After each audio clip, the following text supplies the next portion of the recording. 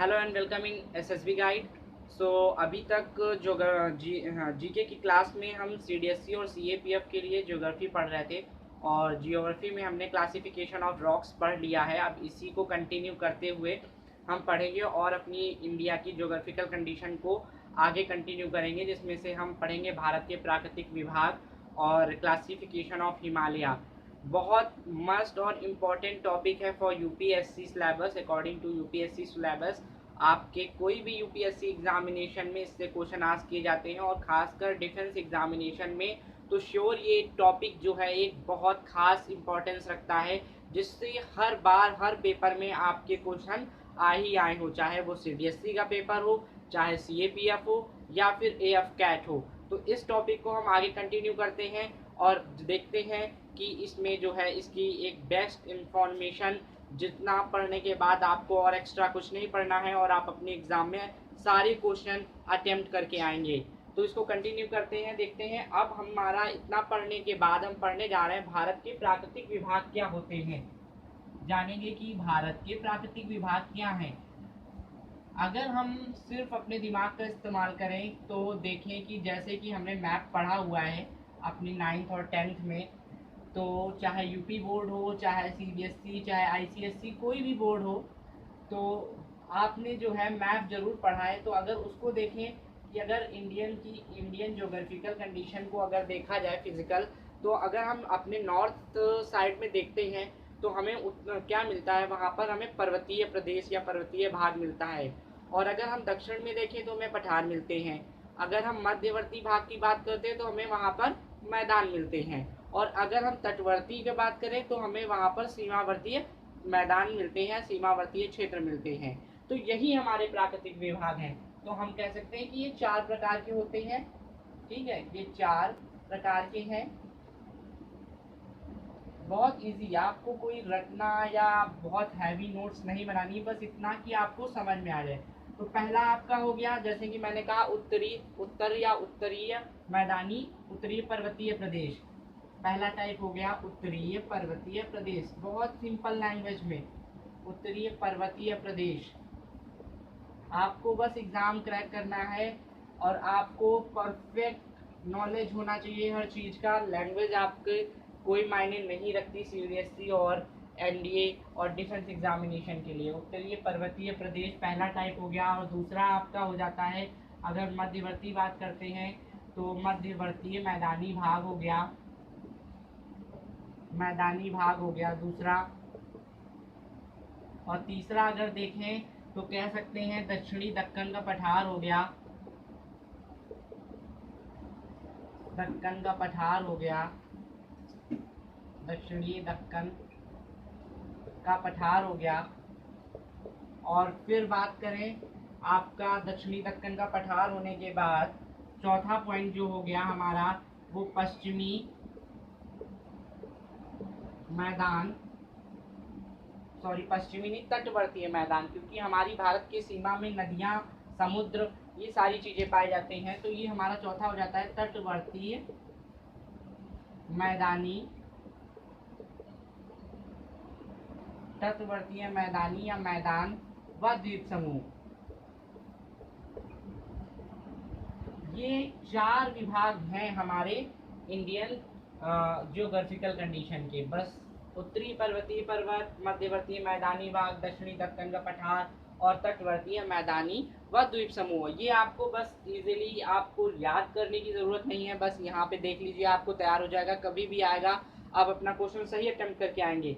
अब आगे कंटिन्यू करते हैं, देखते हैं कि भारत के मैदान या संपूर्ण क्षेत्र पर कितने परसेंट पर्वत। तो पर्वत हमारे 11% पाए जाते हैं, एक जीके का क्वेश्चन हो जाता है। और कहते हैं कि अगर पठार की बात करें तो 28%, और अगर मैदान की बात करें तो 43%, टोटल हमारा जो क्षेत्रफल है उस पे। और अगर बात करते हैं पहाड़ी क्षेत्र की तो 18%, जो पहाड़ी पाई जाती हैं वो 18%। तो ये एक इम्पॉर्टेंट नोट है जिसे आप बना लीजिए एज अ जीके आपका डाटा, कि संपूर्ण भारत के संपूर्ण क्षेत्रफल पर, भारत के संपूर्ण क्षेत्रफल पर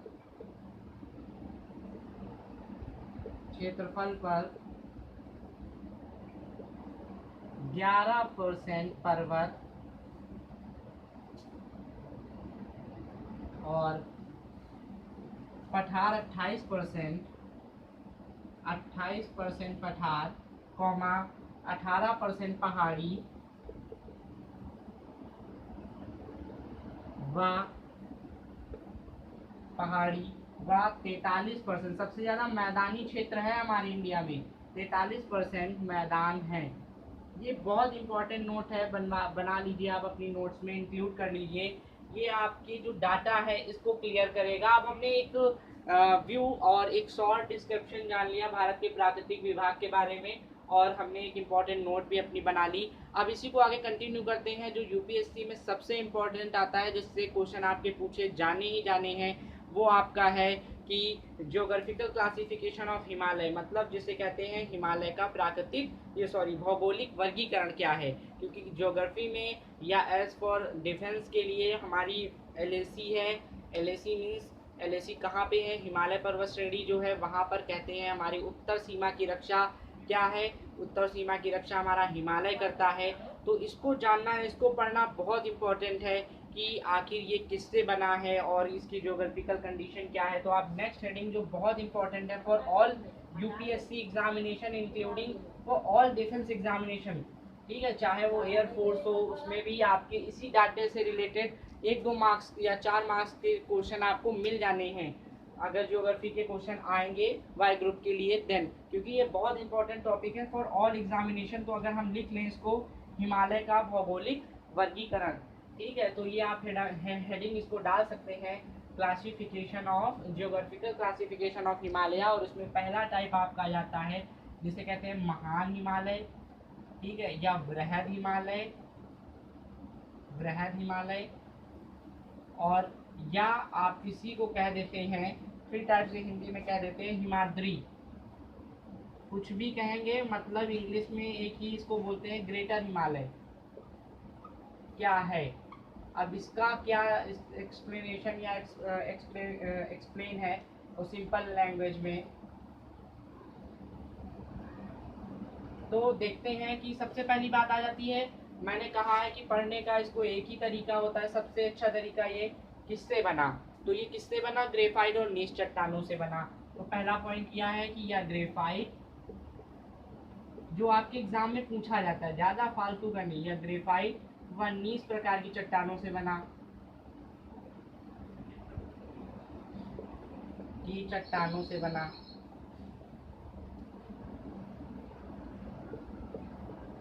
एंड देन नेक्स्ट आपका क्या है कि इसकी ऊंचाई कितनी है, औसत ऊंचाई इसकी 6000 मीटर है, औसत ऊंचाई 6000 मीटर है।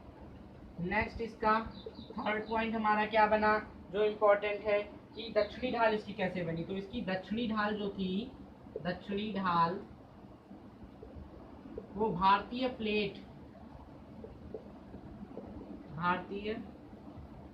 के तेज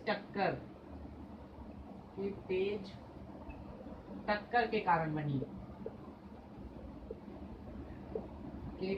बनी। अब उसके बाद बात करते हैं हमारे नेक्स्ट पॉइंट की, तो इसकी ज्योग्राफिकल कंडीशन क्या है।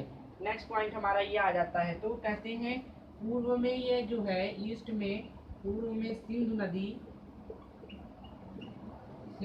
के गॉर्ज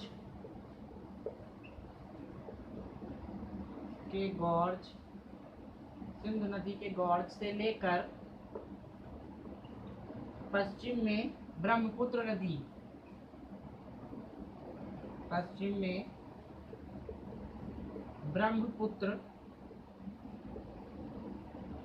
नदी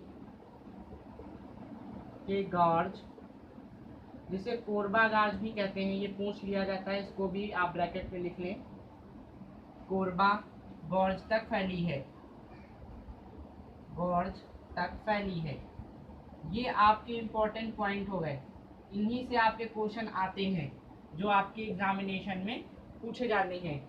यह ग्रेफाइट व नीच प्रकार की चट्टानों से बना है, औसत ऊंचाई 6000 मीटर है, दक्षिणी ढाल भारतीय प्लेट की तेज टक्कर से बना, पूर्व में जो है सिंधु नदी के गार्ज से लेकर पश्चिम में ब्रह्मपुत्र नदी के गार्ज, जिसे कोरबा गार्ज कहते हैं, तक फैली है। ये आपके मेन पॉइंट्स हो गए। अब इसमें जो इम्पोर्टेंट चीज़ बची कि हम इनकी चोटियों के बारे में पढ़ते हैं, मेन पीक्स इनकी क्या है इनके बारे में जानते हैं, और उनकी ऊंचाई कितनी है ये भी, क्योंकि ये पूछा जाता है आपके सारे एग्जामिनेशंस में। ठीक है, डाटा आपको देना होता है, तो मेन पीक्स इसकी क्या है देख लेते हैं। यह प्रमुख चोटियां या मुख्य चोटियां क्या है और इनकी ऊंचाई कितनी है देखते हैं। तो पहला अगर बात करें तो पहला एवरेस्ट हो जाती है,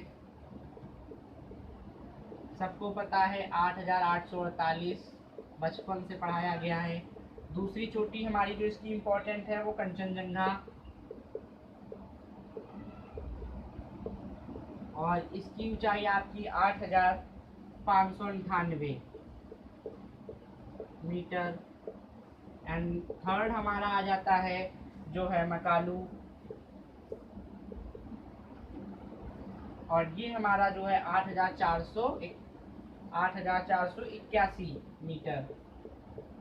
एंड हमारा फोर्थ आ जाता है यहाँ पर धालागिरी या धौलागिरी भी कहते हैं, धालागिरी। इसकी ऊंचाई हो जाती है आपकी 8,172 मीटर।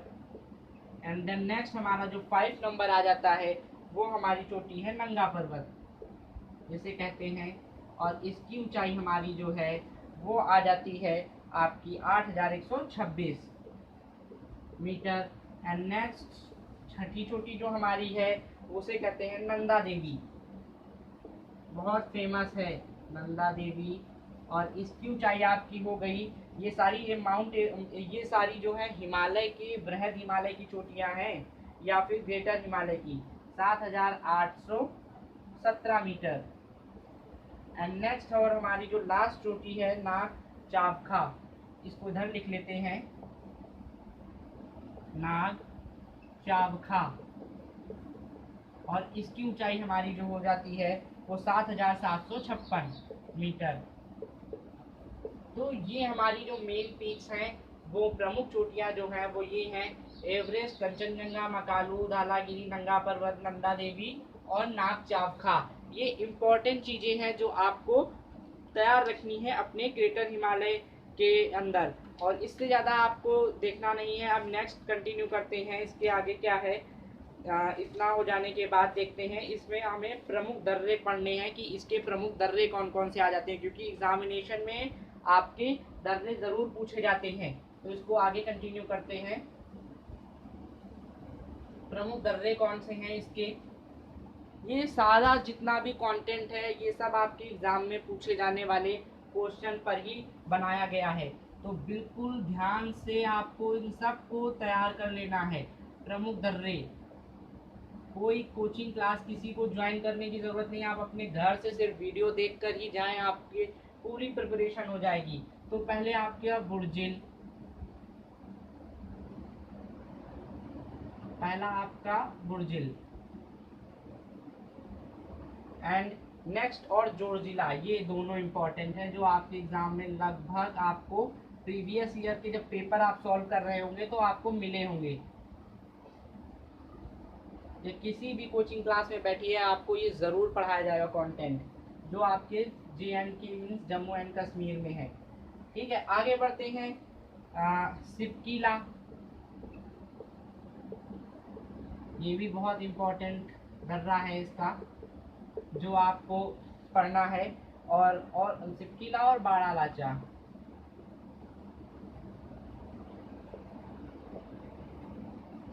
बाड़ा चाला,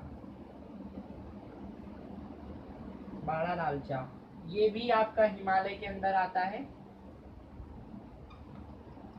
देन नेक्स्ट आपका हागाला,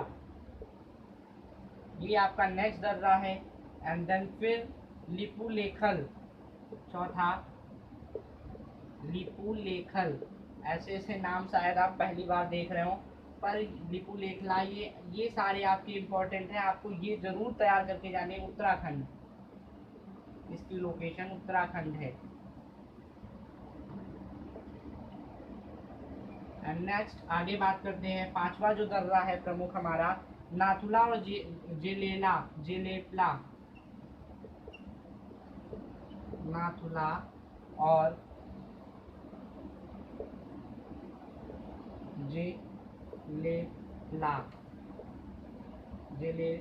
जेलेपला और ये कहाँ पर है आपका, सिक्किम में है।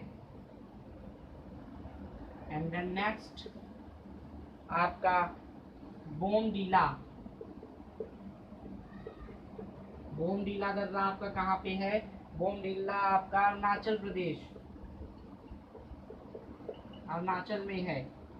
और फिर नेक्स्ट अगर दर्रा बात करें तो जो है हमारा वो अब इतने ही है, बोमडीला, यही आपको इम्पोर्टेंट और जो ज़्यादा पूछे जाने वाले दर्रे हैं वो इतने हैं। अब आगे बात करते हैं, जो हिमनद है हमारा प्रमुख, वो कौन सा है, प्रमुख हिमनद, इससे निकला हुआ प्रमुख हिमनद, ये आप अलग हेडिंग डालकर इसको लिख लीजिए, इंपॉर्टेंट पॉइंट है। तो कहते हैं मिलाम और गंगोत्री इसके दो प्रमुख हिमनद हैं, मिलाम, गंगोत्री और जेमू। मिलाम, गंगोत्री तो सबको पता होगा, सुना होगा, गंगोत्री और जेमू,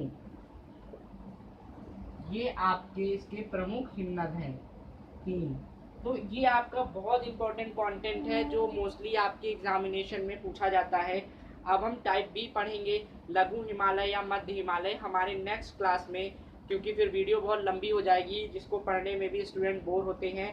और जल्दी से जल्दी हमारे चैनल को ऐसे बच्चों को भी शेयर करिए जो कोचिंग क्लासेस नहीं ज्वाइन कर पाते हैं और अपनी प्रिपरेशन से रह जाते हैं, उनका बहुत लॉस हो जाता है, उनके अटेम्प्ट जो हैं वो बेकार चले जाते हैं और वो अपने सपने को या अपने एग्जामिनेशन को क्रैक नहीं कर पाते। तो ऐसे लोगों तक हमारी लिंक, हमारे चैनल का प्रमोशन करना आप लोगों की जिम्मेदारी है जिनको ये क्लासेस प्रोवाइड हो पा रही हैं। और ज़्यादा से ज़्यादा हमारे वीडियो को लाइक करें। अगर कोई भी आपका डाउट रह जाता है जो हमने यहाँ पर पढ़ाया है तो आप उसको भी नीचे कमेंट बॉक्स में लिख दें, मैं और हमारी टीम मिलकर इसको सॉर्ट आउट करेगी। और उसके बाद अगर आपको और एक्सप्लेन चाहिए तो भी आप बता सकते हैं, जो भी आपका सजेशन है वो कमेंट बॉक्स में लिखें। और हमारे चैनल को ज़्यादा से ज़्यादा सब्सक्राइब करें जिससे लाइव क्लासेस स्टार्ट कर सकें। अभी मैथमेटिक्स की क्लास नहीं हुई है पर बहुत ही जल्दी कल या परसों में मैं मैथमेटिक्स की क्लासेस भी स्टार्ट करूंगा और सीएपीएफ के लिए रीजनिंग भी, क्योंकि उसके कुछ क्वेश्चन पूछे जाने हैं। और फॉर एनडीए सारी एंट्रीज के लिए सारी क्लासेस आपको प्रोवाइड कराई जाएंगी। तो please subscribe our channel and share with your friends. Thank you. जय हिंद।